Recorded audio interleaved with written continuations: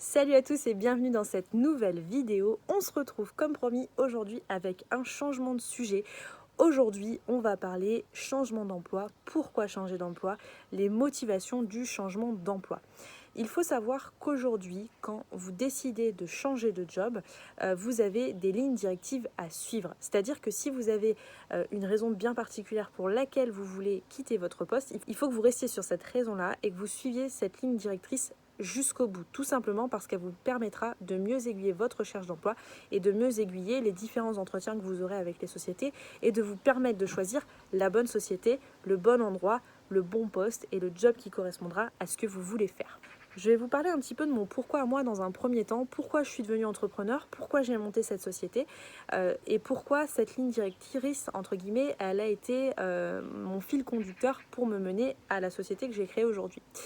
Il faut savoir que moi, avant d'être recruteur en freelance et d'avoir monté LMJ Conseil, j'en avais parlé dans la première vidéo, j'étais consultante en recrutement en CDI dans un cabinet de recrutement, un cabinet qui m'a appris tout le métier, j'en parle régulièrement dans mes stories sur Instagram.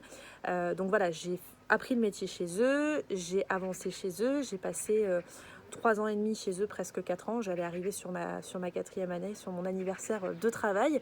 Et en fait, beaucoup de choses n'allaient plus dans mon poste. Je me sentais plus à 100% dedans. Je me rendais compte que ce n'était plus moi, que c'était plus mes valeurs, que c'était plus ce que j'avais envie de faire. Et surtout, j'avais énormément de pression. Et j'avais envie un petit peu de changer de mon quotidien. J'avais envie de faire quelque chose qui rentrait dans mes valeurs, qui allait pouvoir aider les gens et partir un petit peu plus sur cette partie-là. Donc je me suis lancée dans la création de LMJ Conseil parce que j'avais envie d'aider les gens un petit peu plus de manière pertinente. J'avais envie aussi d'être à mon compte. Alors il faut savoir qu'on dit souvent qu'être à son compte, c'est faire ce qu'on veut, quand on veut, où on veut. Alors effectivement, c'est un petit peu faire sa vie, entre guillemets, mais ça implique d'avoir beaucoup de travail, d'avoir beaucoup de responsabilités. Et moi, je savais qu'aujourd'hui, j'étais capable de ce travail-là. Je le faisais pour cette société-là. J'investissais beaucoup de mon temps. Je produisais énormément chez eux. Je travaillais, je sais pas, peut-être entre 10 et 12 heures par jour chez eux. J'arrêtais jamais le soir. J'étais tout le temps connectée. Et je me suis dit, pourquoi continuer à donner à une société et pourquoi pas créer ma société. Et mon pourquoi, c'était voilà, j'avais toujours eu cette envie de créer cette société et mon but, c'était de créer cette société et de voir si ça allait fonctionner. Donc mon pourquoi, c'était dans un premier temps de créer une société. Donc ça a été ma ligne directrice. J'ai pas cherché de CDI, j'ai pas cherché voilà, à intégrer une nouvelle société qui n'était pas la mienne. J'ai vraiment cherché d'abord dans un premier temps à créer ma société. Dans un deuxième temps, la seconde chose qui m'importait, c'était de retrouver un équilibre vie pro, vie perso. Donc, le fait de monter ma société, ça me permettait aussi de faire mon emploi du temps, de mieux gérer mon côté perso et mon côté professionnel. Donc ça, c'était important. Et surtout, je n'avais plus envie d'avoir de pression. J'avais plus envie d'avoir des messages le matin, le midi, le soir pour des choses qui ne me concernaient pas. Donc le fait de monter ma société, c'était aussi entre guillemets une alternative pour moi et ça me permettait entre guillemets de laisser un petit peu de côté toute cette pression. La pression, je l'ai toujours au quotidien, mais c'est de la bonne pression, c'est moi qui me mets la pression, tout simplement parce que j'ai envie de réussir, parce que j'ai envie de faire plaisir aux gens aussi à travers les coachings. Donc voilà, j'avais vraiment envie d'allier tous ces points-là et ça a été ma ligne directrice pour déjà monter la société et décider ce que j'allais faire dedans. Donc j'ai pas lâché mon côté recruteur parce que j'aimais ce côté adrénaline et j'avais toujours envie d'en avoir. Donc aujourd'hui, je fais beaucoup de recrutement en freelance pour différentes sociétés et du coup j'ai monté la partie coaching parce que j'avais envie de beaucoup plus aider les gens et finalement d'être une recruteuse qui pouvait aussi aider les candidats au quotidien. Et ça, c'était ma vraie volonté parce que j'ai fait différents entretiens et je me suis rendu compte au fur et à mesure que beaucoup de gens avaient besoin de conseils et n'en avaient pas.